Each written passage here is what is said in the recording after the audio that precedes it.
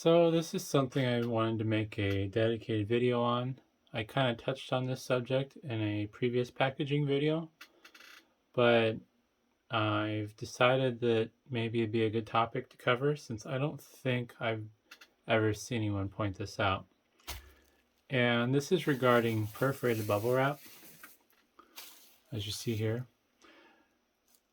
And this is something I've been aware of for a while now, but until recently, since I started making these packaging videos, I haven't really put as much thought into it as I have in the past. And there's some problems with perforated bubble wrap. I'll move my samples out of frame here. As you can see, where the perforations are, the bubbles are damaged because they perforate through the bubbles. And it's especially bad on this row because somehow they managed to take out nearly 2 full rows of bubbles. And as I did in the other video, I'm going to use my packaging tape, or well, I guess it's painter's tape, as a stand-in for the bubbles. So this would be the side profile if you're looking at, down the side of the bubbles. And this is what, if I have enough fingers, this is what normal rows of bubble wraps would look like, where the bubbles aren't popped. But when you perforate it, you're cutting one of the rows down. Not quite that. I'll just move this. Not quite that extreme, because technically these would be half circles. If I was really committed, I could have cut some rolls of tape in half, I suppose, to make better props. But yeah, once you cut down one of your rows for your perforations, now you got this spot where there's no cushioning. It's just a flat spot of plastic. And for the most part, it works fine. It's less of an issue with this smaller 3/16 inch bubble wrap, since usually if you're using this stuff, you're going around the item a lot more times than if you're using the 1/2 inch stuff. Plus, usually you're using this with smaller items.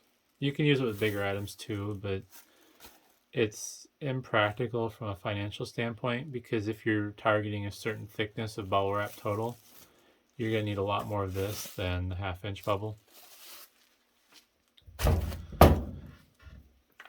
So I have this laptop here, which is a Lenovo ThinkPad T440S as an example. And what I'm going to do is I'm going to wrap it in this bubble wrap. And normally when I wrap it, I'll kind of line up the bubble wrap with the top of the screen. And as you see, we already have a problem here. This is where the perforation is. And when I fold this laptop over it, and my hand's not in the way, there's no protection here. The edge of this laptop's not on anything. Now granted, since this 1/2 inch bubble, if I were to unintentionally line up the laptop between 2 rows, there's basically no protection here also. And in fact, I just, that worked out. I deformed the bubbles. The bubbles actually shifted and the air moved out of the way, giving less protection. So that's one wrap. There's currently no protection on this edge. The next perforation luckily ends up being just right under the edge of the laptop. Now I'll fold it again, and here again we got the perforation in a spot where it's under the laptop instead of on the edge. But as you see, this edge is technically still not protected. This edge would normally be a little bit more protected, but once I rolled it and pulled it tight, it put that seam closer to the edge. And I'm just going to wrap it again. Now we're finally getting some protection on this edge. This edge will also get some protection when I wrap it. And then we'll just keep going. Alright, so we're at another bad spot. This is almost 3 times around. And it's hard to tell, but this is another row. They got double cut. So two rows of bubbles got taken out by the perforation line. And when I roll this over, I don't know if that'll be hard to see on camera or not, but basically the perforation line is going to be right at that edge. And let's see here. So we're going to flip this over one more time, and that'll give us the 4 layers of bubble wrap. And then here's the next seam. And if that seam goes over, it's going to miss the majority of the edge, but it's not going to cover it completely. Now, I've shipped a lot of laptops like this, and I've been aware of the issues with the gaps of protection that the perforations cause. And it's never been a problem, but it's definitely something I'm thinking about changing because I'm extremely obsessive about my packaging. There's still going to be a cumulative 2 inches of packaging over these edges because there might be a little bit less here, but you got the radius around the item that is also kind of helping to protect the corner, because nothing's going to come into the side in most cases and impact like a straight line the thickness of your fingers, that specific spot where the side of the laptop is, unless you know they're running your package over with, or well, not running, stabbing your package with a fork, the tines of a forklift, you know, then you're kind of screwed anyways. But odds are, you know, if something's going to impact, it's going to take a whole side impact. So the radius of the bubble wrap will protect this edge. But I'm personally considering going to non-perforated bubble wrap because, like I said, I'm very obsessive about my packaging and I don't want these weak points.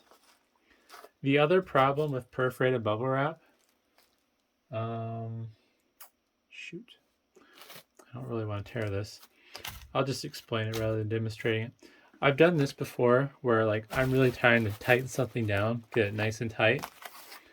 And if you pull too hard on the bubble wrap, especially if it's a heavier item, what will happen is these perforations will separate because they're a weak point and it doesn't have the strength to hold up against you putting force on it to pull it apart. So that's kind of another downfall of perforated bubble wrap. The downfall of non-perforated bubble wrap is you're going to have to cut it every time. So if this perforation wasn't here,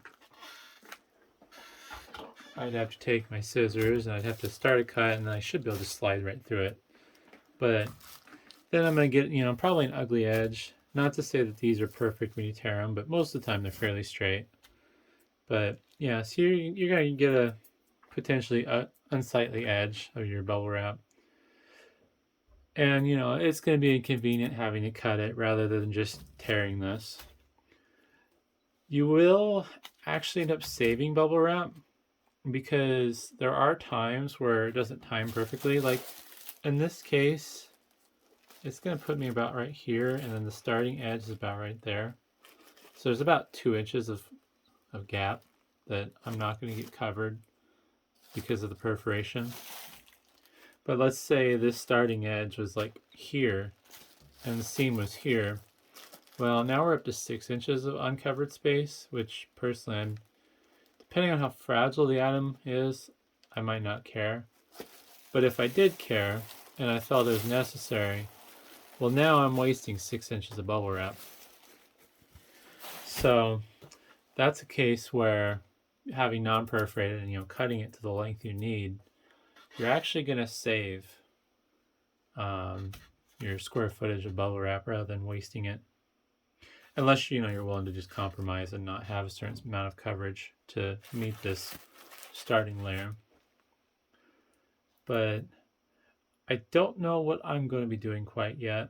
When I looked at Uline, it looks like perforated versus non-perforated goes for the same price.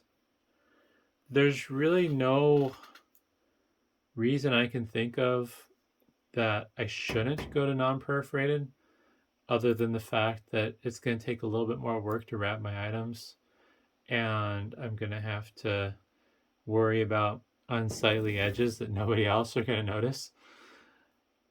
But yeah, I would say that if you're buying perforated bubble wrap, maybe think twice. It does depend on the size of your rolls though too, because the smaller rolls, I don't believe you can get not perforated. I could be wrong. But with the bigger rolls, I don't know how. I think these are 250 feet rolls that I buy. It's their industrial bubble wrap, as they call it.